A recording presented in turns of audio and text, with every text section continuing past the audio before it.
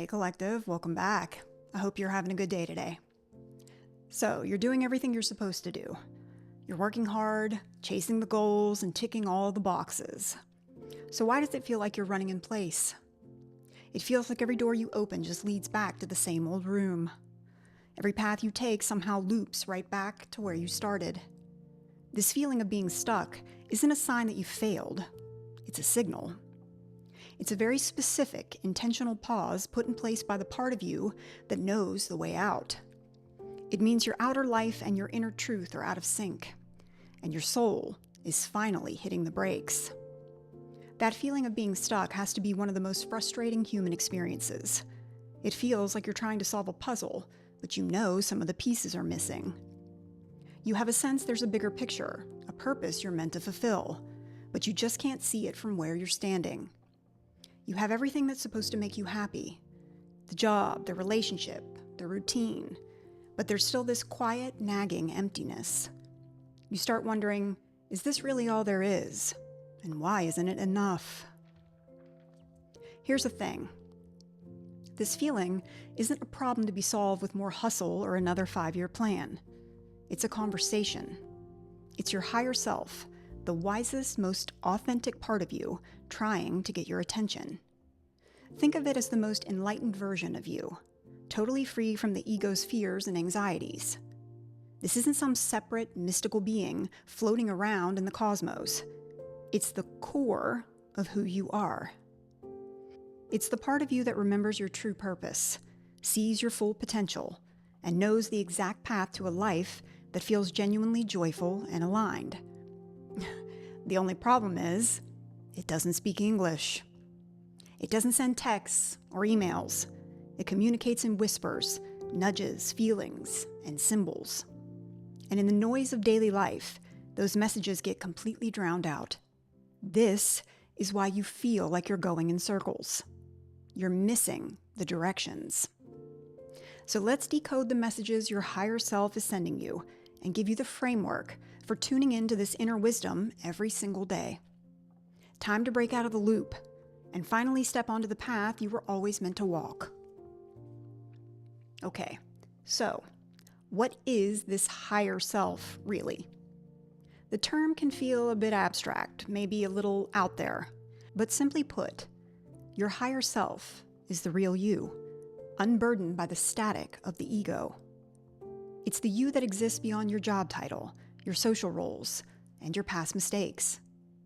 It's your soul's perspective, the mountaintop view, while your everyday mind is stuck down in traffic. The biggest point of confusion is mistaking the voice of the ego for the wisdom of the higher self.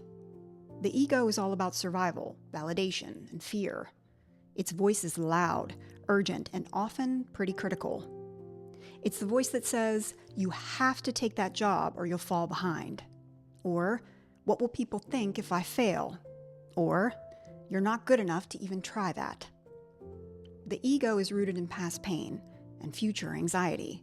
It thinks it's protecting you, but it only knows how to operate from a place of limitation. The higher self, on the other hand, operates from love, clarity, and infinite possibility. Its guidance isn't a demanding shout, but a quiet, certain knowing. It's honest without being harsh, and understanding without being controlling. Your higher self is the part of you that already knows you are worthy, powerful, and capable of anything you truly desire. It's your biggest fan, wisest mentor, and most loving friend all rolled into one. It's a heart-centered inner knowing. So, if you're operating from a space of hate, bitterness, arrogance, superiority, resentment, revenge, all the things that block your heart chakra, you will never hear your higher self. Your higher self doesn't dictate your life. Its job is to be your inner compass, not a GPS with annoying turn-by-turn directions. It provides guidance through a felt sense, that inner knowing that helps you navigate your choices. It points you toward what will bring you the most growth, fulfillment, and joy. It's always communicating. It's always available to those with an open heart chakra, those willing to listen, and those who trust they have access to it. So, If your higher self isn't exactly speaking your language, how is it sending you these critical messages? It uses the universal language of energy and frequency, which shows up as things you can feel with your mind, body, and emotions. Learning to spot these signs is like learning a new language. I won't lie. It takes practice, but pretty soon it becomes second nature. The first and most powerful channel is through bodily sensation, or gut feelings. Your body is an incredibly sensitive antenna for energy, and it often knows the truth long before your conscious mind catches on. Messages from your higher self often show up as physical sensations. Think about a time you had to make a big decision. When you considered one path, did you feel a sense of openness, lightness, or warmth in your chest? That's the feeling of alignment, a physical yes.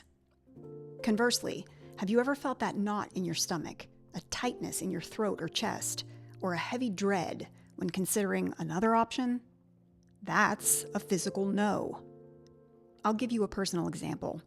When I was ready to leave my marriage, that week, every single day on my drive home from work, I would get this wave of nausea, sick to my stomach feeling, the whole ride home. And once I pulled into the garage, my whole body felt heavy with dread, like it didn't want me to go inside. Then, the night I did leave, as I was driving away from the house to stay with a close friend, my whole body had goosebumps, and I felt so light, like I could just float away. Once I got to my friends and got settled, I sat down on the floor to process, and I felt a whole body warmth. I will never forget it. It was like someone poured warm water, starting at the top of my head, and I could feel it wash over my whole body, like the warmest, most comforting hug. And then the whole body goosebumps came back. In that moment, I knew I had made the right choice, even though it was the hardest choice I've ever made. This is your body reacting to the energetic alignment or misalignment of a choice. It's one of the most direct and reliable forms of guidance you can get. It's also known as clairsentience. Next up is intuitive nudges and an inner knowing. This is that quiet, persistent thought that seems to pop in from out of nowhere. It's not a loud, analytical process. It's a sudden aha moment, or a gentle but firm feeling that you should do something. Call that friend, take a different route to work, or apply for that long-shot job. This inner knowing doesn't come with a list of pros and cons. It just shows up as a simple, clear certainty. It's the voice that whispers, "Look over here," or "Trust this." It often doesn't make logical sense, which is why the ego is quick to dismiss it. But this intuition is your higher self tapping you on the shoulder, guiding you toward an opportunity or away from a pitfall. Another example of mine. 3 days after I left, I went back to the house to get my personal papers, and I asked my ex, "Let me guess, you're making me out to be the villain in your story." And I got, "Oh no, I've got nothing bad to say about you. Why would I? Why would I do that?" That little voice whispered, "Liar, liar, liar." A few weeks later, I heard about the smear campaign, the false narrative he was spinning, trying to ruin my character, to a group of people who didn't know me, but joined in on the hate without ever hearing my side of the story, completely stealing my voice. Never doubt that little inner voice. It knows. Trust yourself, always. I knew what he was going to do before he ever even did it. This is also known as claircognizance. Another fascinating way it communicates is through synchronicities. You know, the coincidences that feel way too perfect to be just random. You're thinking of an old friend and they call you that afternoon. You're wrestling with a problem and you overhear a stranger talking about the exact solution. You keep seeing the same numbers, 1010, 555, 444, 222, everywhere you look.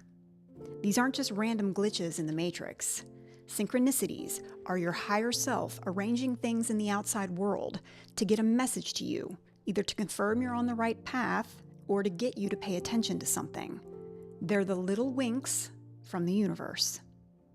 Your higher self also speaks to you through creative inspiration and dreams. When your logical mind is resting, your subconscious is wide open to receiving higher guidance. This is why you might wake up with the solution to a problem you've been stuck on for weeks, or why a brilliant idea hits you in the shower. These bursts of creativity are basically downloads from your higher self, encouraging you to express your unique gifts. Dreams, especially the vivid ones that leave a strong emotional mark, are another powerful channel for symbolic messages. Not long ago, I had a dream my sister and I were traveling with one of our brothers, and at the airport, he told us that he was diagnosed with cancer, and after the trip, he would have to start treatment. I woke up sad, really sad, so I texted my sister to tell her all about the dream. The very next day, she calls me and says, "So about your dream." I just got off the phone with our brother, and my heart sank. She said, "My little sister, the psychic, he's fine, but he just found out our other brother was diagnosed with a brain tumor, and he called to tell me. So, cancer, yes, just a different brother." Never ignore your dreams, and definitely keep a dream diary, because they tell you a story. This is also known as clairvoyance or precognition. Finally, and maybe most importantly, your higher self communicates through emotional resonance. Pay attention to the moments you feel a deep sense of joy, peace, gratefulness, and aliveness. This feeling is often called being in a state of flow. It is the most definitive sign of alignment. When you are so absorbed in an activity that time just seems to melt away, that is your higher self screaming, "Yes, this is it. More of this." That feeling is your internal guidance system telling you what's nourishing your soul. The more you follow that feeling of joy, the more you align with your true path. Now, once you know the language, you can start to interpret the messages. While the guidance is always personal, it usually falls into a few core themes designed to steer you back to your authentic self. Look out for these 5 messages from your higher self, especially when you feel stuck. Message number 1, it's time to let go. This is one of the most common and toughest messages to hear. If you feel constantly drained, anxious, or resentful in a certain area of your life, that's your higher self telling you that something has to go. This could be a job that crushes your spirit, a relationship that's run its course, or a self-sabotaging habit you're clinging to. It also applies to things you can't see, like limiting beliefs, those beliefs that say, "I'm not good enough," or old emotional wounds that are keeping you stuck in the past. The difference between this and your inner critic is the tone. The inner critic shames you. Sounds like you're a failure for still being here. The voice of your higher self is kind and clear. It gently says, "This is hurting you, and you have the power to release it. You deserve peace." That dread you feel before a weekly meeting, or that sinking feeling you get when a certain person's name pops up on your phone, isn't just random anxiety. It's a direct message to let go. Message number 2, look closer at your unique gifts. When you feel lost, it's often because you've lost sight of yourself. Your higher self is constantly trying to remind you of your innate talents, especially the ones you brush off. What do people consistently compliment you on? Maybe you're a fantastic listener, a natural teacher, or do you have a knack for creating order out of chaos? These aren't just personality quirks, they're clues to your purpose. Your higher self will send nudges to draw your attention to these gifts. You might feel a sudden urge to take a pottery class, start writing, or give advice to a friend on something you're passionate about. The message is simple. You can trust yourself. The tools you need are already inside you. It's time to start using them. Message number 3. This is a crossroads. Choose wisely. Your higher self is a master navigator, especially when facing a big decision.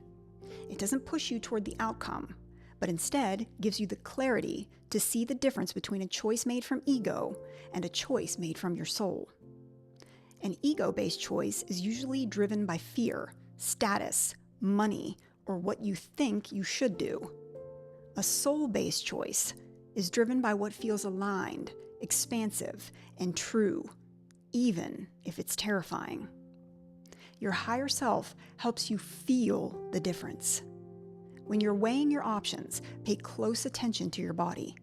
One choice might make you feel tight and tense, while the other brings a sense of relief and openness, even if it's the less logical option. That feeling of expansion is your higher self confirming the path of your highest growth. It's helping you choose not the easy path, but the right one. It's up to you to remove anyone who is blocking that path from you. And by blocking, I mean anyone who keeps you in your head, anyone who brings chaos instead of clarity, illusions instead of truth. Message number 4, pay attention. This isn't right for you. Just as it guides you toward what's right, your higher self also warns you about what's wrong for you. This is the red flag message. It's the subtle, weird feeling of unease around a person who seems perfectly charming on the surface. It's the nagging sense that a perfect job offer is all wrong. It's that sudden urge to avoid a place without any logical reason. This is your intuition picking up on energetic discord that your conscious mind can't see yet. Trust this feeling. Your higher self sees what's hidden and is trying to steer you away from a path that would lead you further from your purpose. Think of it as your spiritual immune system. Message number 5. This is your purpose. Follow this feeling. This is the most joyful message you can receive. It's delivered not through words, but through this incredible feeling of flow and joy. Think about what makes you lose track of time. What are you doing when you feel most alive, energized, and authentically you? It could be anything. Mentoring a colleague, organizing your home, hiking in nature, working with animals, solving complex problems, playing music, teaching, or creating art. These moments aren't just hobbies, they're sacred clues. That feeling of deep engagement is a direct communication from your higher self, highlighting what you're on this earth to do. The message is to stop treating these moments like little indulgences and start seeing them as the compass pointing directly toward your life's purpose. Now, hearing these messages is one thing, but how do you turn the volume up so they're loud and clear? The answer is you have to create the right internal environment. And I'll just briefly touch on what that looks like. First, you have to learn to embrace stillness. You can't hear a whisper in a hurricane. In our world of constant noise and distraction, you have to intentionally carve out time for quiet and self-reflection. Second, start intentionally journaling. Man, woman, old, young, I don't care. Journaling is one of the best ways to have a direct conversation with your higher self. Don't just rant if you don't want to, but I like to start with a question, like, what is the most important thing I need to know right now? Or what is keeping me stuck? Then clear your mind, breathe, and just start writing.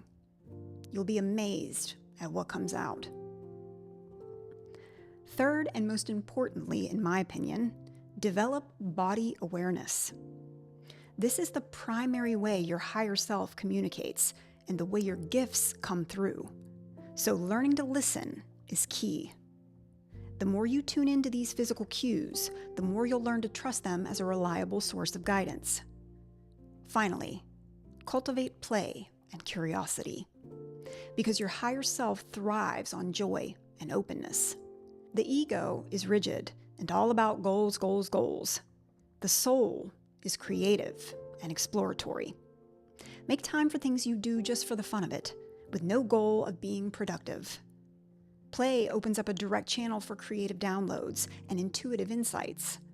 That's why it's crucial to remove anyone who steals your joy, wants to keep you small, or only brings confusion. I can't stress this enough. That feeling of being stuck isn't a life sentence if you're willing to do the work. It's not always easy or pretty or nice. Feeling stuck or trapped is an invitation from the deepest, wisest part of you to stop looking for answers outside and to finally turn inward. Nobody else matters. What they think about you doesn't matter. What they say about you doesn't matter. You matter. The way your lives play out will prove that to you. This is a practice, a relationship you're building with your own inner wisdom. The more you listen, the louder and clearer the signal will get. You'll start to navigate your life not with fear and uncertainty, but with quiet confidence and your internal compass guiding you. So stop searching outside of yourself for the map. Honey, you are the map. Your higher self is the compass, and it's time to start the journey. I hope this helped and gave you some clarity today. If it did, please like and subscribe. And until next time, friends, keep healing. See ya.